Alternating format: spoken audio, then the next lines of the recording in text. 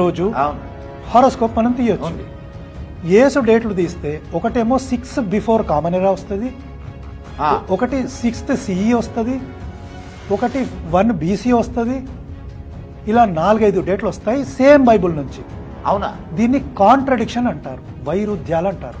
Sir ఇది అంటే still చాలా కాంట్రవర్షియల్ స్టేట్మెంట్ ఇది. కాంట్రవర్షియల్ ఏంటి? అసలు బైబిల్ ప్రకారమే యేసు ఫలానా తేదీలో పుట్టాడు అని ఏ క్రైస్తవుడు డిసైడ్ చేయలేడు.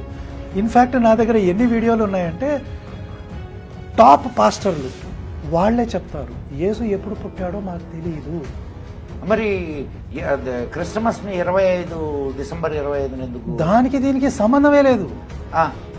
అది తర్వాత కాలంలో యూదులు మన రోమన్ రాజుల పండగలవి. దాన్ని సోల్ ఇన్విన్సై సటర్నాలియా అని 2 పండుగలు ఉండేవి. ఆ పండుగల్ని కూడా మనం చూస్తే దాదాపు అది సంక్రాంతిని పోలి ఉంటాయి ఆ పండుగలు. సో వాళ్ళు పాత వాటిని కాల్చడము, కాపీ కొట్టడమే.